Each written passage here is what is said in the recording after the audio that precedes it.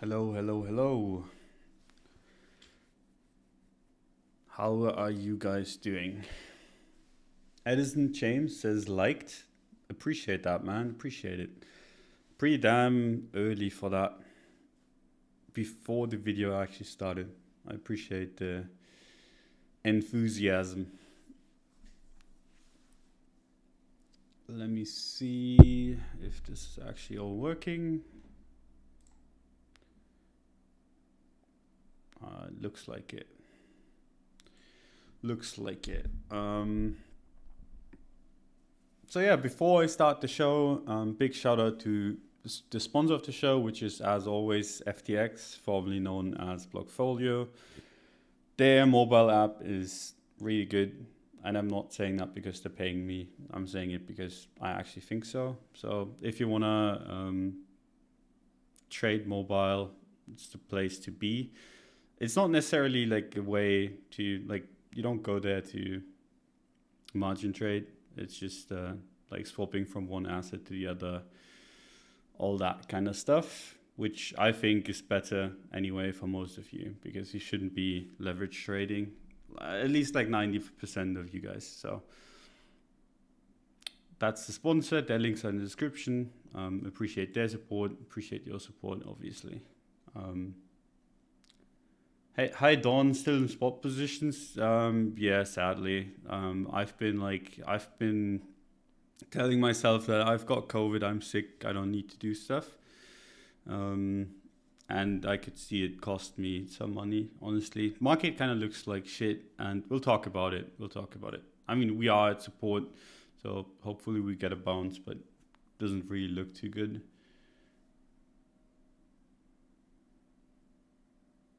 Hey Doug, hope you're healthy. I'm feeling it a little bit today. Like not bad, but a little bit of a headache, a little bit of a fever, I think. But nothing. I mean, I'm bored anyway, right? I'm sitting at home being bored, so might as well stream. I feel like my first live with you. Appreciate you coming by, stupid army. Hello, Nukidon. We'll talk about it. So something we haven't done in a while. Look at the monthly. So let's do that real quick. This should not be on the monthly, and this should not be on the monthly. This shouldn't be on the monthly either. Sorry about this. Should have cleaned it up before. Like I don't really use the monthly day to day, just to show stuff. So like, technically speaking, right? Technically speaking, we had support. The problem is that in general, let me actually fix this up real fast. In general, this has been, and I mean, it is basically a range, right?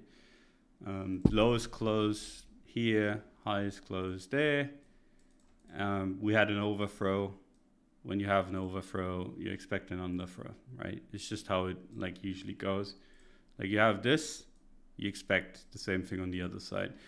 It's kind of neat how like this support, like this one consolidation candle in the middle of the range is perfectly at the midpoint, or at least like eyeball-y and at the midpoint of the range, which is like a pretty shit way.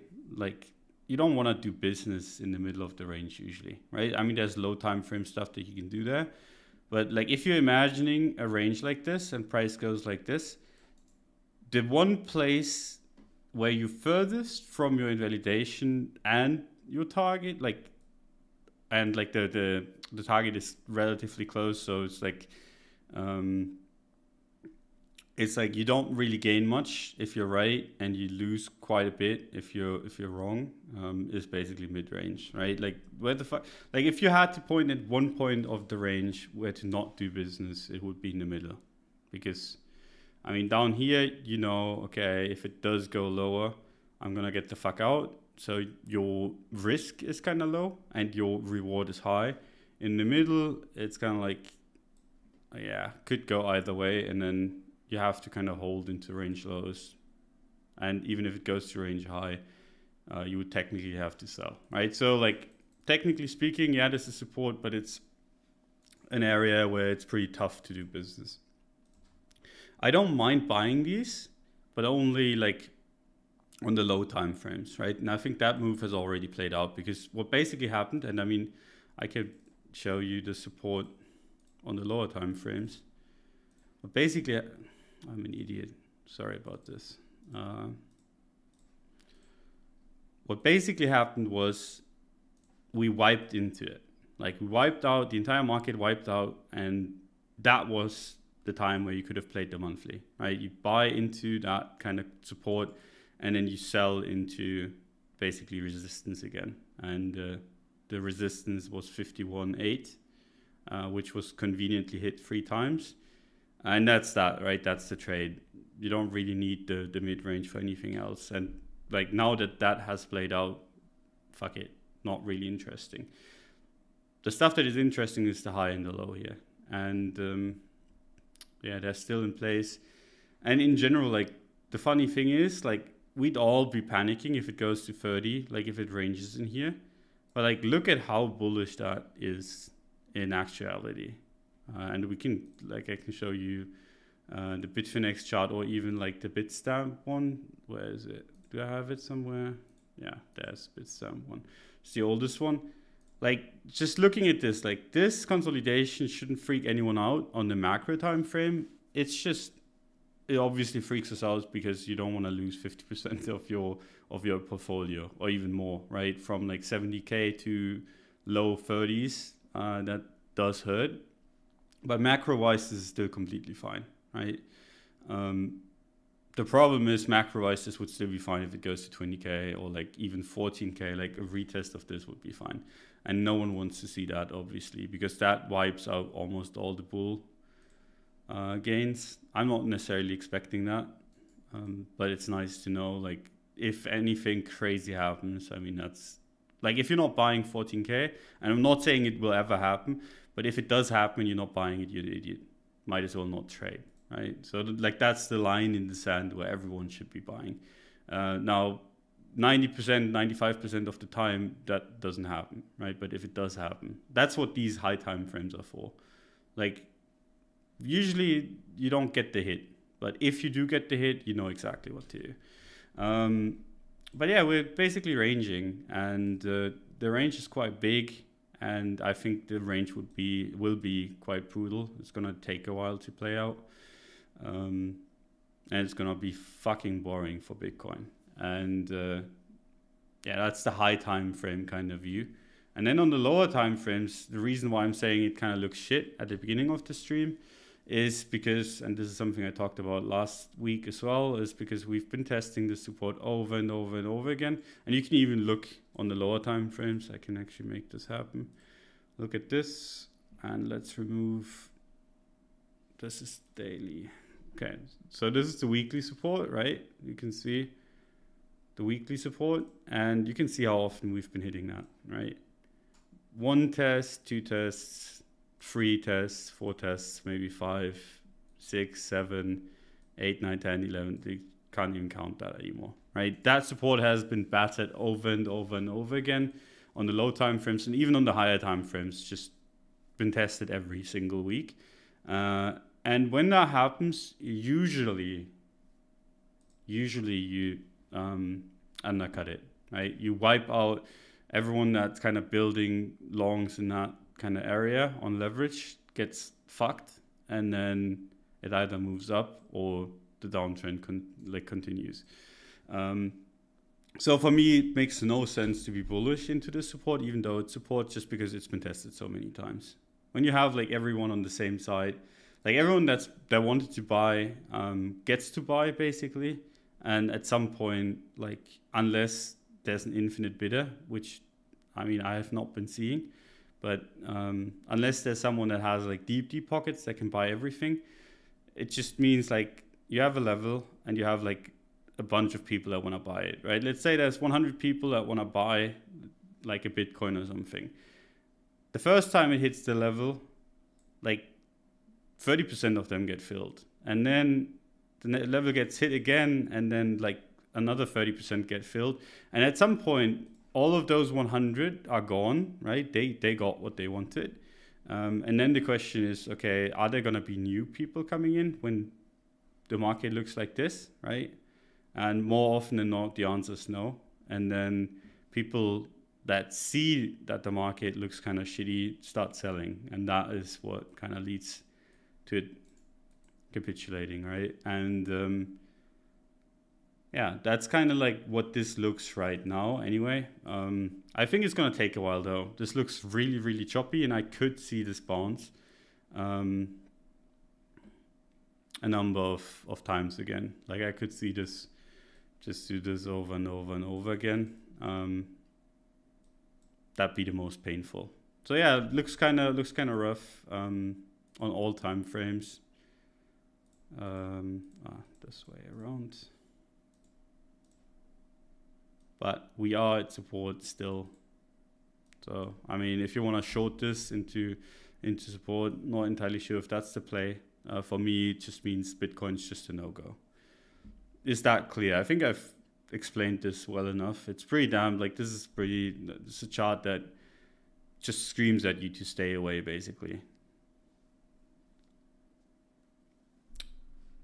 Credit in the chat. I haven't seen him. I don't think so. If I've learned one thing from Cred, it's don't diddle in the middle. Yeah, I mean, you can say it that way. It's like, I think the midpoint of the range is great. Like this is the midpoint, right? And you're coming from above, you know that there's most likely gonna be a bounce. So what you can do on the midpoint is basically like if it comes out of the range, like from outside the range towards the midpoint, you can try to sell it at the first resistance.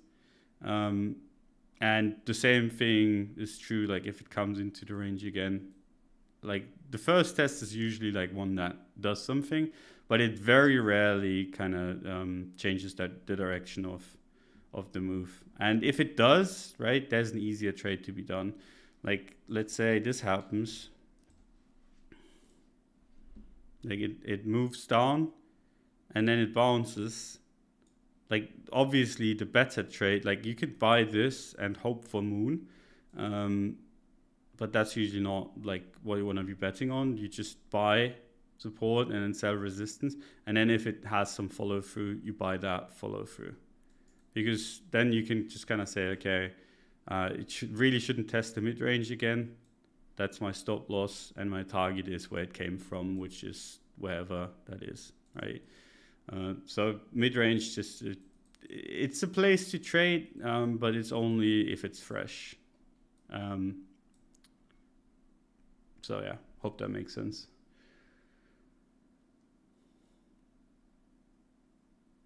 BTC bounce the hardest when it looks really shit on support? Not really. No. It looked really, really shit at support down here. And you can see what it did. Yeah, so you could say, okay, yeah, this bounced when it was at support, but that's not true. This broke the support and then bounced. Bitcoin bounces the strongest when it's like looking shit at support and then breaks the support and reclaims it again. Like this kind of notion that when Bitcoin like looks really shit at support, it goes up. It's not necessarily true. Like Bitcoin looked really shit at this support, and then it lost 50% of its value. The thing is, sometimes it looks really shit at support, and then it wipes out. Basically, it wipes the leverage out and then it goes up, but that's a different story. And this is kind of like this. So if we made the same kind of argument, if you're like, okay, we're doing the same thing over here again, which I mean, it does look kind of similar, right? And I've seen people compare this, and I get where they're coming from. So you have like the wipeout. Let's actually make this on a fresh chart. So you have the wipeout. Then you have like a couple like grinding moves into support. It bounces, wipes out the stop losses, and then it goes back down. And in that instance, like if you're playing out the same way, you would be like in for like a wipeout, and then another move up, and then a proper wipeout, and then up. So you have like the wipeout. Then you have like a couple like grinding moves into support. It bounces, wipes out the stop losses, and then it goes back down. And in that instance, like if you're playing out the same way, you would be like in for like a wipeout and then another move up and then a proper wipeout and then up. So if you're betting on, okay, it looks really shit, so I'm gonna buy, you're gonna have to sit through like quite the move to the downside. It's not obviously guaranteed, but I could see it play out the exact same way again. I'd be very surprised if we just moved up from support without doing any of that. At best, I think we see like even more chop and then starting to round out. That'd be fine with me as well. But I don't think we're just gonna put in a candle like this without anything on the macro changing, right? Like if the S&P mega moons, maybe, but even that hasn't really done us any good, right? For Bitcoin anyway. You see this? So like for the people that look at other markets, it's kind of rough, right? So we clear this out for a second. I can show you. So we had this top here that coincides with this, right? I can actually make it line so you guys can see it better. So why is this invisible? There we go. So like in that area, Bitcoin top. So let's say this is roughly here, right? So Bitcoin topped here and then has been going down ever since. And while like this move was the exact same, the S&P mega bounced and Bitcoin moved further down. And that's actually quite rare. Like a little bit of underperformance happens from time to time, but that the market actually disappears while the S&P makes new all-time highs, quite rare. Pretty bad sign in my opinion. So this is not like a macro kind of thing. It's just people selling Bitcoin basically. And they're not selling Bitcoin because of the S&P or anything else. So not a good look. And then if you look at kind of what we've done before, and people hate me for this every time, but I mean, yeah. So it doesn't have to play out the same way. There's multiple kind of fractals. If you're a fractal kind of guy, you can either hope that this is this, or you can, if you're a bearish kind of guy, you can say this is like a bigger head and shoulders than the previous one. And that would target even lower than 30K, which I'm not on board yet, but yeah. So yeah, that's like there's good reason to be cautious on Bitcoin front. I'm very, very happy. Like if you guys remember back, we talked about this. I was like, I'm gonna sell the bonds into 60K. Pretty much did that for my Bitcoin position. I'm more than happy because now I don't have to like buy this. Like I don't have to sell this support because I already sold higher. But I'm still definitely not buying the support because fuck that. Just wish I did the same with ETH. But ETH still looks much better than Bitcoin does. But not like much better. It looks a little bit better. But yeah, that's the problem with Bitcoin. To answer the title, because I sometimes forget. Let me actually move this stuff. To answer the title, where does it end? In my opinion, it ends at 30K. Like you just target range low. It obviously could easily turn around, and I'm gonna be keen on buying if it goes back, like at least looking for buys if it goes back above 52, and I'm definitely gonna buy if we go back above 60K. So like if it goes anywhere close to my sells, like where I sold Bitcoin, I'm gonna just rebuy and basically don't make a gain on it, because I mean I bought it, I sold it higher, and like I bought it in there, I sold it into the 60K region, and I'm more than happy to buy it back here or down here, right? And I mean, if it goes down and I get to rebuy, I basically get like a 2-for-1 deal, right? Because I can just buy twice as much with the money that I have, which I don't really mind. And if it goes back to 60K, so be it. Wouldn't mind it too much. So Bitcoin's pretty straightforward for me. Like you have a range and you play that range. So yeah, that's that. When Doom, I think it's gonna take a while. Like people are gonna overchase. I could easily see it go back towards like 52K. I just don't think like I'd be surprised if it maintained there. But like for me, this could take a while. I wouldn't mind it because altcoins do well in these kind of circumstances when like everything's on edge and everyone's like, fucking hell, what do I do? Bitcoin's not moving. Altcoins usually do well. Right now, obviously, at least some of them are dumping, and I'll let you guys guess why. Like, why do you see, like, why did the altcoins like pump earlier today and start selling off into this move? Pretty straightforward, but we'll see what you guys think. Should you watch 4-hour trend lines to buy? If you're trading lower time frames, yes. But like if you have like a thesis like I do, which is basically like this is a range and it's a macro range between 60 and 30K, 4 hours isn't going to do shit.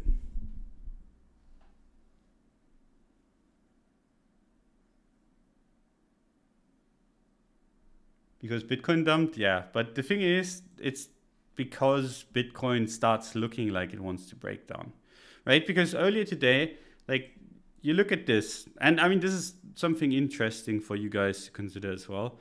Like we had like someone tried to break down the market in here, right?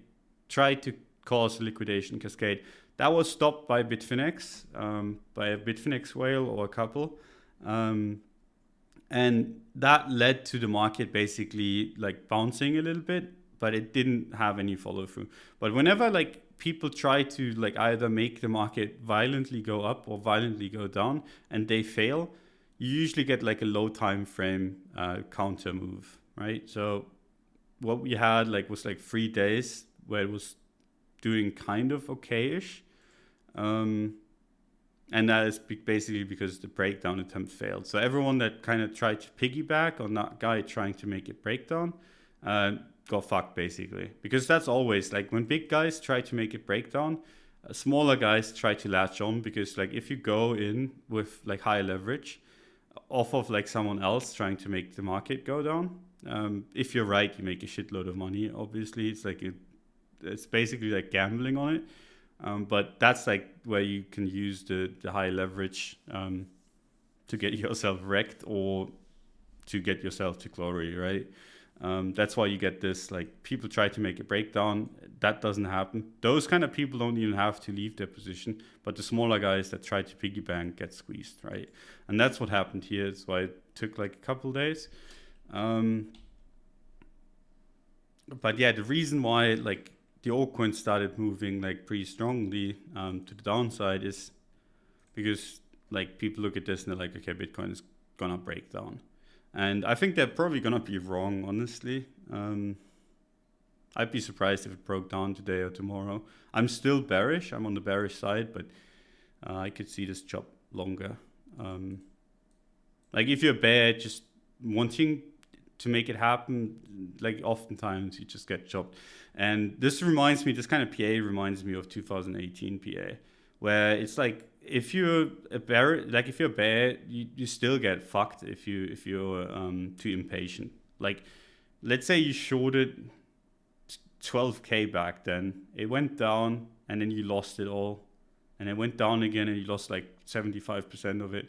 It went down, like even if you held it all the way, it got pretty close to your entry 3 times. You didn't get rewarded much for holding it, right? And that's like the same thing here, where I could see it like squeeze a couple times, go back to your entry, all that kind of stuff. So like if you're bear, short from higher, you're gonna have to be fine with like fluctuations that are quite big.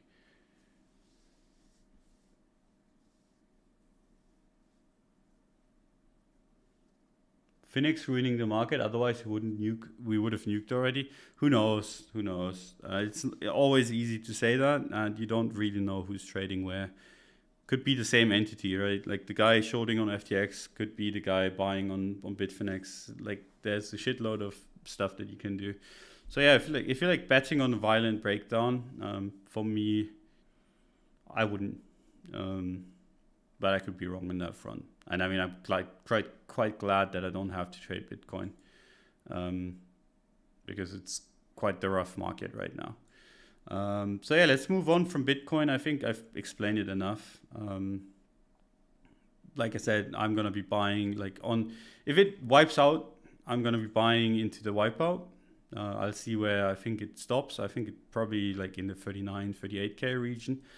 Play the bounce, but I think like if we wipe out and bounce, there's actually a chance that we wipe out again towards 30K. So what I want to be doing is like I want to buy this, start selling into 45-ish, and start buying big again in the 30K region. And that doesn't have to happen, but I mean, that's how I would play it, right? And then you can still, like, even if it does that and you're like, okay, I'm buying the wipeout, and you do, and you sell the resistance or like something close to it, and then it goes back up, you can still just like rebuy. You're still in a pretty good position, because at that point, like if it comes back up again towards like 48K, you probably squeeze towards like 52, if not all the way to 58 again. So makes trading relatively easy. So yeah, that's that. Bitcoin, boring as fuck. Nothing to do, in my opinion anyway. ETH, quite rough as well, not gonna lie. Because it's following into Bitcoin's footsteps a little bit. This kind of like fake out that I talked about at the beginning of the stream. Same thing that happened on Bitcoin happening here on ETH, which you really don't want to see. Like when you have a range, you fake out to the upside, fall back into it. Almost always the target has to be like the other side of the range. And in ETH's case, that other side of the range is legitimately 2K, right? So that's like a 50% haircut. Now, the thing that kind of makes me think that that might not happen is actually the follow through that we've been having on ETH. Because where Bitcoin, and I can show this quickly again, where Bitcoin just completely imploded pretty much immediately after the fake out to the upside, ETH has been holding somewhat strong. I mean, obviously depends on this week. Like if this week ends like this, different story.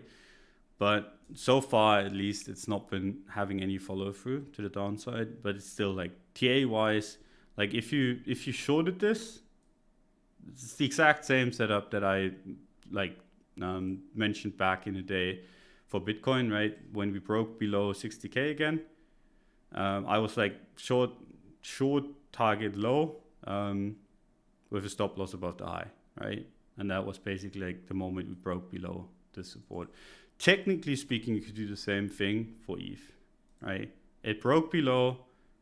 A macro trade would be basically shorting with a stop loss above here and a target down here. That would suck for me because I actually bought ETH in here pretty low. And I would hate to like do a round trip.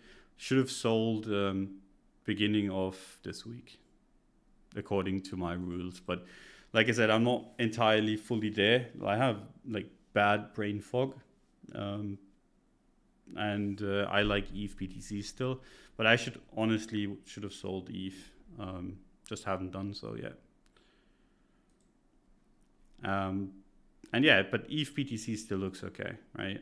That's like the thing.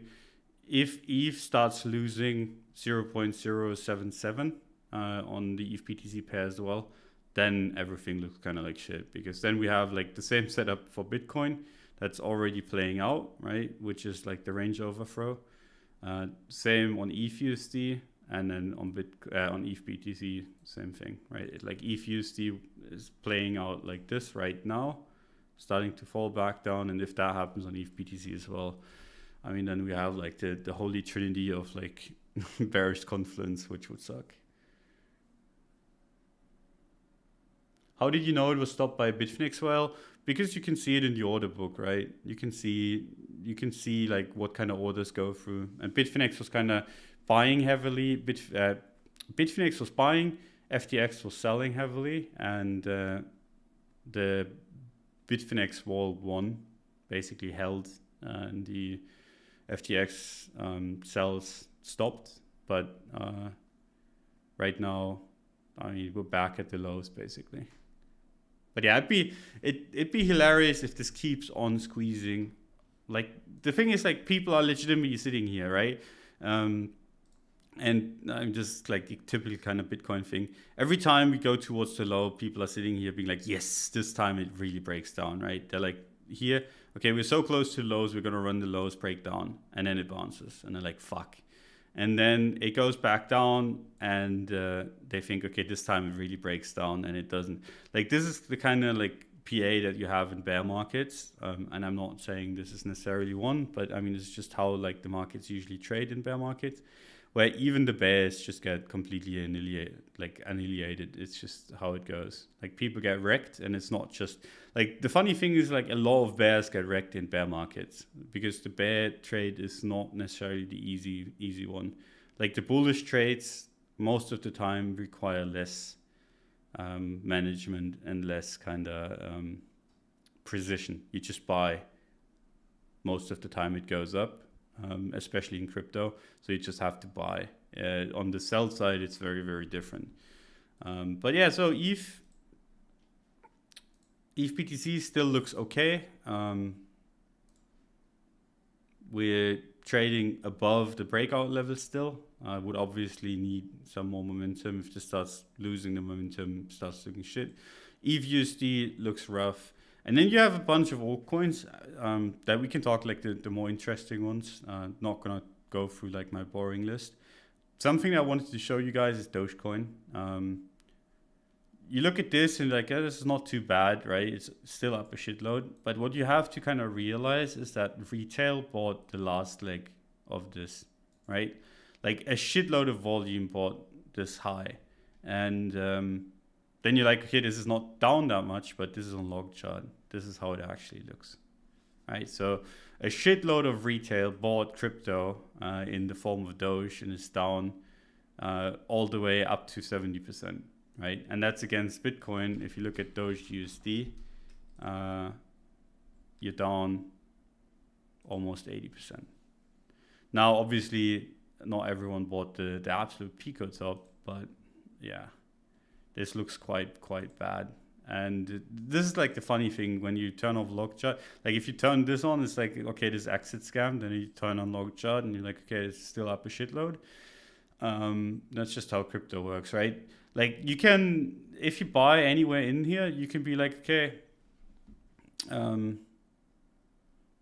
like if it goes back down, you can be like, so be it. It just retraced 50% of the rally or whatever. But that is not going to help you if you're down 90% at that point, right? Like if you bought the top and it goes all the way back down, that's just a rough one, right? So the meme coins are starting to go. It's the same with Shiba. I tried to like talk about it, but obviously people don't really give a shit, right? Like when the meme coins moon and you kind of say something against the meme coins, just no one's gonna listen. And the thing is, like these coins usually moon further than you think anyway, right? Like I can shit talk these meme coins starting here and then they go up, and I still know like at some point it's gonna be below there, right? It's just like the back holders don't know. Or like the newer entrants in the market. It's just how the crypto markets go. So yeah, the meme coins looking pretty rough. I think I'd be surprised if they let out of their positions. If anything, like if you get a bounce, you sell that bounce and then get like the typical kind of crypto distribution period. So I think those like Dogecoin and Shiba, they're through. But there's a few other coins that have had like good moves. We talked on Monday, we talked about Link, that went up quite nicely. But like most of these bounces are still nothing too substantial. There is a few coins that do look okay though, like even on the higher time frames. Atom, one of them, it's just basically, and this is something I want to see towards the end of week. because I don't have a position yet. I want to see if Atom, like, because the thing is, like, this can turn into a really bad chart real quick, right?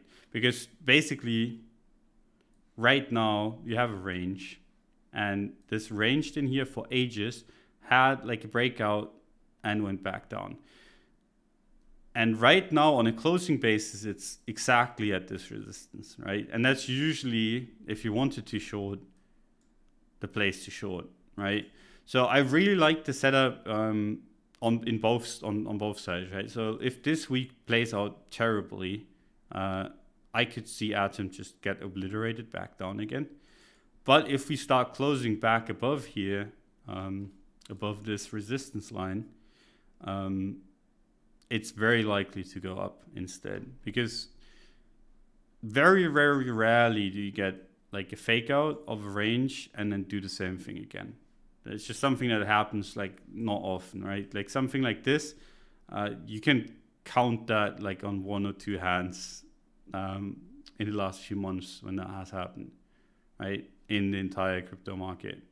It's very rare that you just, like, unless you just draw your range shitty, but this is a very obvious range, right? So if we start closing back below here, it's not a trade, but if we start keep on closing above the range, I think Atom is a pretty nice trade. One that I'm looking at personally as well is XTC, just based on fractal reasons and like in general, like how this trades. I traded this move up. So just makes sense to kind of position for the same again. But this one, like with all of these altcoin plays, I'm hoping that Bitcoin wipes out so I can get into them cheaply, because then like you would basically get like a wick to the downside here. And I would hope that that wicks, like let's say Bitcoin wipes out, goes down 10%, 15%. I think Tezos would do like the same, but on the Bitcoin pair. And then I would try to buy it into the lows and hope that during that week, it just retraces all of that down move and closes back green again.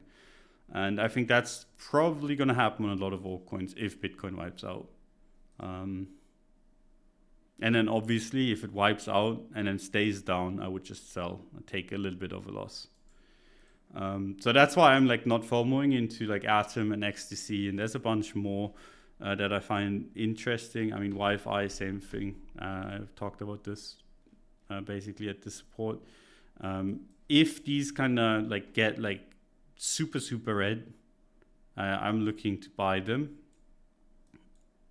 Basically just me being greedy. I don't want to pay the current valuation while risking that happens, right? Like, it's just me hoping that I can get a better risk-defined setup during like a Bitcoin nuke. And if Bitcoin doesn't nuke, there's a chance that I don't get those entries, but that's fine by me. I still have ETH for better or worse.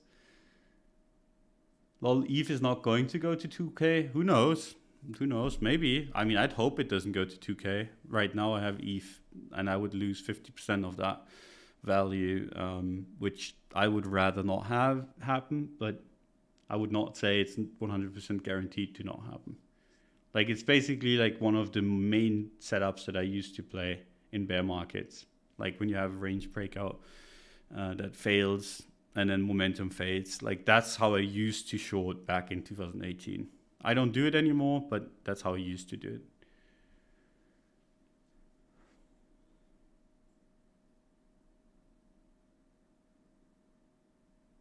Should make Cred host if you're still feeling sick. Nah. He's been like taking over so many streams of mine. I feel really fucking bad for it. And he's done it while he was like, he had much worse COVID than I had.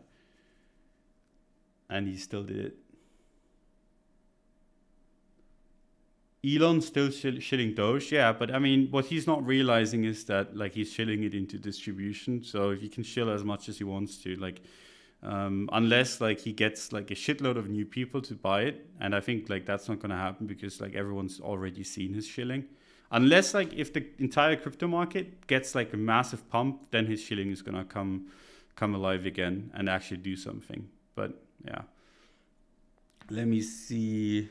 Can you talk about Wi-Fi? I mean, I have it open right now. basically what the setup would be, if this wipes out, I would try to buy it somewhere in green, and then target, basically. And I talked about this before, but basically this setup is what I would take if Bitcoin wipes out. Like buy it as cheap as I can, relative to Bitcoin, and then maybe even get like Bitcoin bounce, because this is Wi-Fi against Bitcoin, right? So like if Bitcoin wipes out against USD, I think this pair is gonna wipe out as well, and then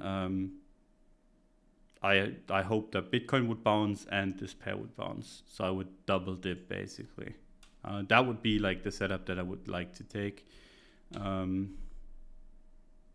Yeah, but it's pretty straightforward since me being greedy. Like if you're already in from the range low, like I think it's a decent setup already. Like if you already bought this support, I mean, I would probably hold it.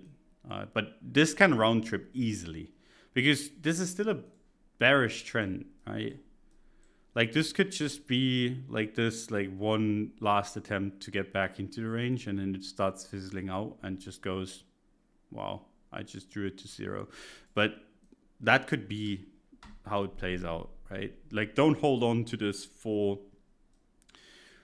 the sake of just holding on, because these coins can all go to zero. Like there's nothing really backing any of this.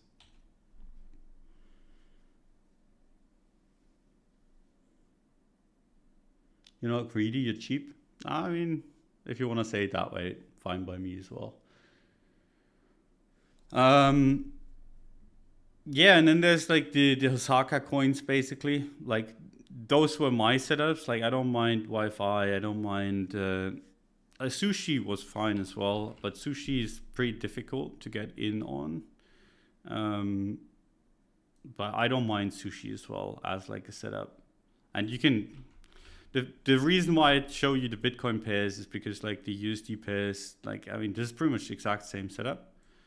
This is actually something we talked about last week. Where I was like, okay, sushi looks really good. This kind of support is interesting. The problem is Bitcoin's like on the edge, but I still think like even if you take this from like 7, 8, I'm not going to, because like I said, I don't want to take any risk while I'm still like dazed out of my mind, unless like we get massive wicks to the downside, then I'm gonna get in. But I still think like if you get a position in here with a stop loss down here and a target like towards like 10 to, I mean 10 seems even low, like to 13, 15 maybe.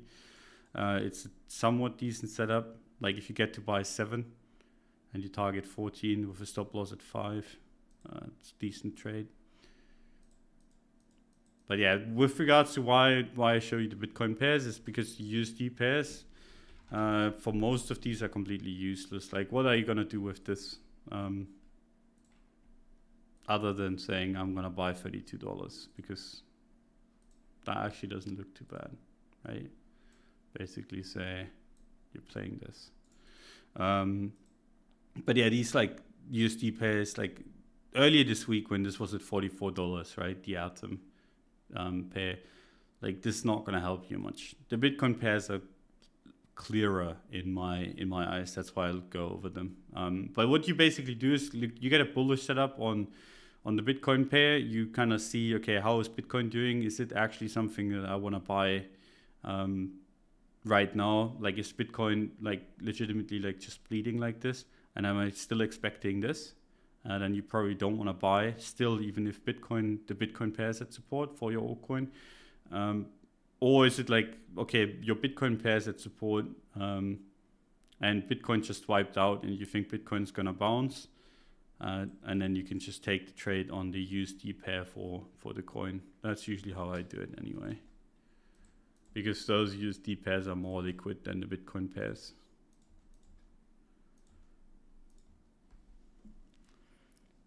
How does Atom ETH look? I mean, probably okay. I don't really go over it. Like not a pair that I'm necessarily following. Yeah, it's like ranging.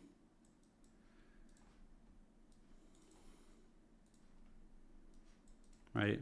So Atom Eve is just like whatever, middle of the range kind of stuff. You can do whatever you want to. Morning, Duck. Missed you, buddy. Good to be back, man. Good to be back.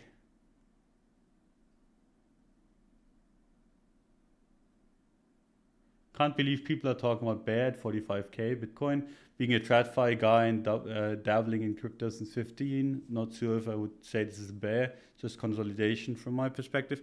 I mean, you can say this is a bear market on lower time frames. A macro bear market, definitely not. Macro bear market wouldn't start if until like you're way below 20k. But I mean, at that point, does it really help you? Because if you bought at 10k, rode it all the way to 70k, and then concede that it's a bear market at 20k, what the fuck are you doing, right? It's not going to help you much. But yeah, it's definitely not a macro bear market yet. It's just a consolidation. It's just the micro kind of landscape is looking bearish, very obviously. It's actually breaking down right now. So like, we'll see if this has any follow through. Like I said earlier, I'd be surprised, but then again, like I am on the bear side of this because it doesn't really make much sense to be anything else.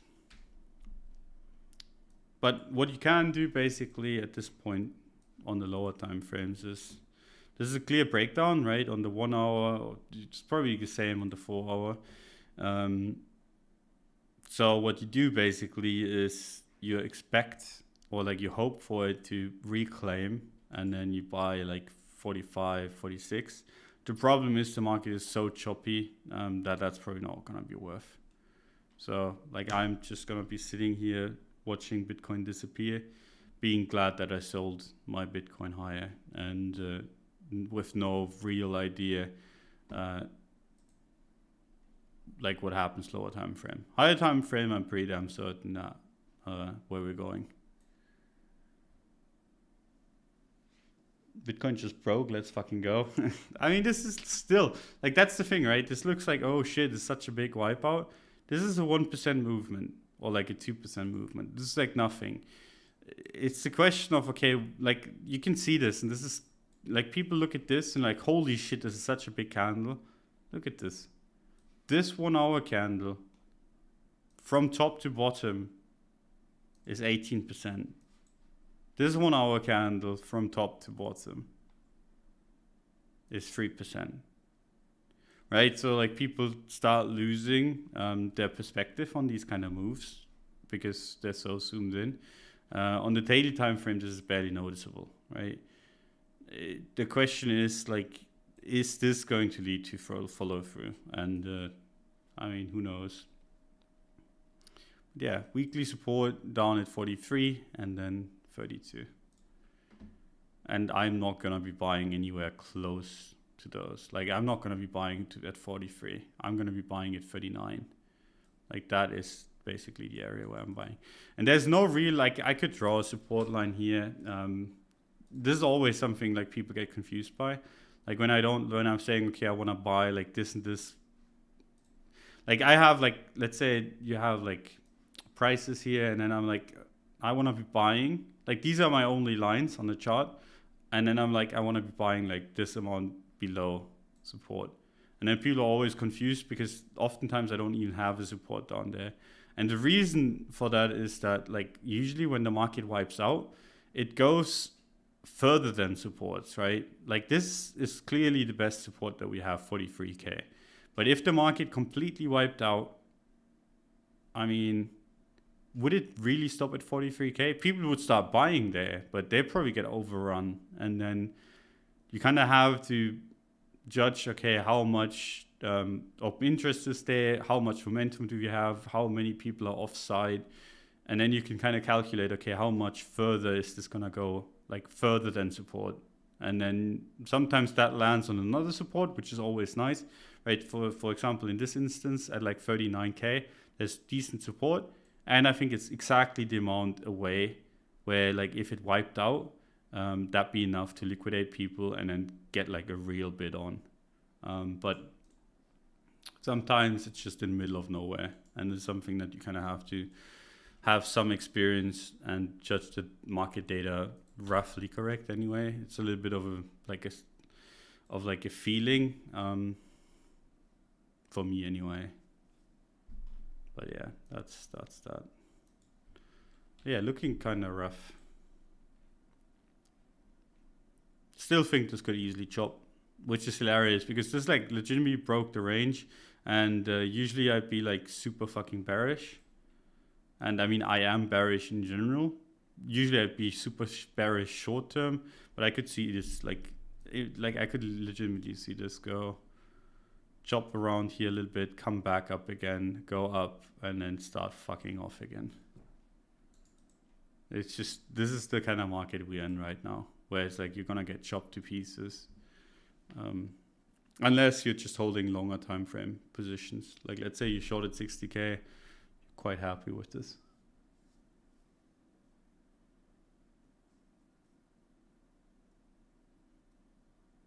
You're placing stink bids or just watching charts and waiting to alerts to pop off? The thing is, like, it depends. Like right now, I really don't feel like, I'm not in a hurry to buy. I think like this is going to take a while, even if we bottom somewhere, right? Like I don't think I'm going to just wake up in a week and prices at 60k again. Like I just don't think that's like a possibility, or like a possibility that has like a big chance of happening. I'd be very, very surprised. There's sometimes where like, you know, okay, this could either go down 20% or up 20%, and then you want to have stink bids because you're probably not going to catch the 20% to the upside if you don't have those. But right now, like I don't really feel like there's like, if anything, this is going to grind up slowly to the upside or grind down or liquidate to the downside, right? Like the upside, I think I'd be very surprised if it just went quick. So I don't need to play stink bids. I can just react because this is currently bleeding, right? You never want to buy markets that are bleeding, because the big, like oftentimes like they do explode, but only a little bit. And then they go back to the bleeding. And when they're bleeding, more often than not, they have like this event where it just completely liquidates people in crypto anyway. So like if it's bleeding and you're buying during the bleed, you are the guy that gets liquidated during that aggressive down move. And that's not something that you want to be putting yourself in a position for. So what you want to be doing is you want to watch people get bled out, and it sucks to watch because you're like, oh, this is quite cheap now. I want to buy. I want to do something because I'm a trader. This is my job. But your job is sitting and waiting, basically. And then you wait till people are forced to do something, right? Because everyone can buy and sell during this time, right? There's no pressure. But you want to be the guy that takes advantage of the market putting pressure on others. You don't want to be the guy that the market puts pressure on, and then you have to make tough decisions when like it's really hard to make tough decisions. You want to be the guy that sits there and everything goes to shit, or like everything moons or whatever, and then you can still think rationally, and you're like, okay, I can take advantage of the situation. Or sometimes you're just like, no, fuck this, and that's okay too, right? Like sometimes it starts liquidating and you see like you see that there's plenty of more downside to be had and it could go much lower, and you're just like, okay, I'm gonna sit out, and that's fine too. But in general, you want to be the guy that takes advantage of other people getting fucked. You don't want to be the guy that hopes like, okay, this bleed is just gonna stop, because that's not gonna help you much. So for me, that means like, and this is like the rare opportunities where like these days trade Bitcoin is when I see people get massively fucked. And you can see this on the chart, right? People got fucked here. People get like, this was like a major one, and one that I didn't take as much advantage of as I should have. I bought the lows, pretty much bought the perfect lows and then sold too early. But like, most of the time I'm fine with that, because like you buy the lows and you sell 20% higher in a day, and then you just like, okay, this is my job done. And it's the same thing here, and there's probably gonna be another one at some point down here. And those are the times where you make your money trading this. every other time you should just be making money holding it, basically, in my opinion. So yeah, that's like a small like info on how I trade these days anyway. I used to trade, like I used to do this, like I'm like, okay, this is the 1 hour support. There's 1, 2, 3, 4, 5, 6 touches. It's gonna break, and then I momentum short it, and then I cover it, and then I trade around it. And there's money to be made here. That's like, I'm not saying there's not, right? Like, let's say you momentum shorted this, you're up 2% or whatever.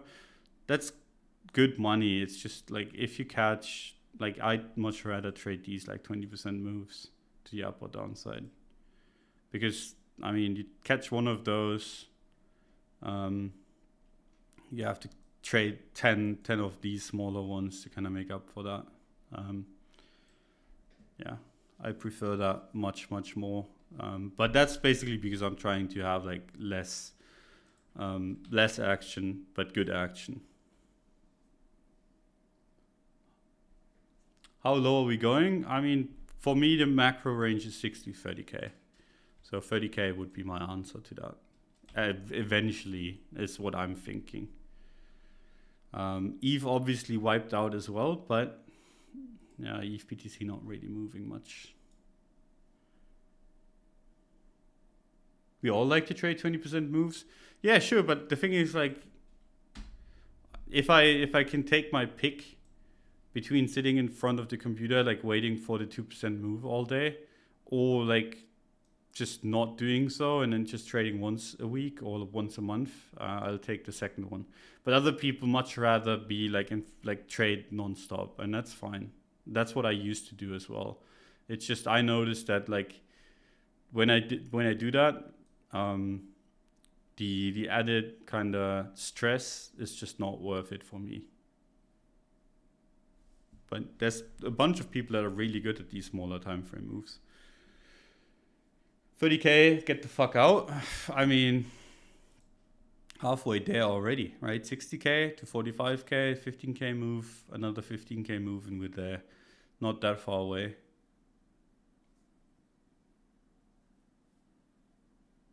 What's happening with the Fed? Legacy doomed? Oh, yeah. This is a little bit where this move is coming from. The best part about this move would be if Bitcoin actually shows strength here and reverses the shit that's been happening. Because Bitcoin's been going down, I showed you earlier, while the S&P has gone up. So best course of action would be reclaiming this and actually showing strength while the S&P shows weakness. That would make me completely 180 my view on the market. But right now, like, I don't really see a point. Like, why the fuck would you be bullish if all you're getting is nuked through supports or supports that's been tested like a million times and like distribution signs all over the place? It's just, nah. I'd much rather buy strength right now, on Bitcoin anyway. On the altcoins, there's a bunch of setups that are buying strength. On Bitcoin, not so much. Which is actually like, and for the people that have been listening for a while, it's actually not necessarily what you want to be seeing for like the entire market, because whenever that happens, Bitcoin looks really, really rough and altcoins go off, NFTs go off, whatever, you name it. Usually get a complete market wipeout eventually. It's just a question of how long it takes.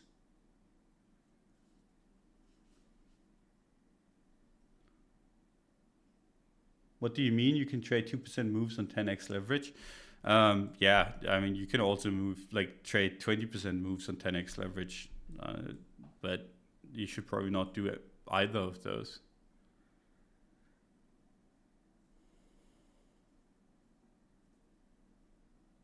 And I mean, it depends on your kind of size, right? Like if you're trading $10K, like that's your position size, it's really easy to get. Like, let's say you have like, there's a big guy, right?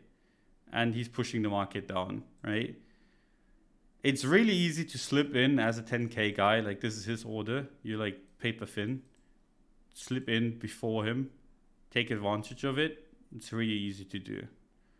If you're trading like bigger size, it gets harder and harder, like to slip in front of that, right? It's like a boulder rolling down the hill, and you're just like, okay, I'm gonna go along with that. If you're tiny, paper thin, probably not gonna do much to you, but like it's really hard to kind of get in front of that. The bigger the size gets. So like the lower time frame stuff is really easy to do. The smaller your portfolio size is, and the bigger it gets, the harder it gets.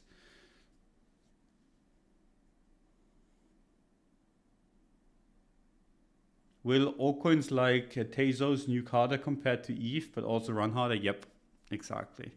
So what I'm hoping for like everything but my ETH position, which I heavily regret not having sold, is that the market wipes out and I get like massive wicks on the Bitcoin pairs. I would be down to trade all of that.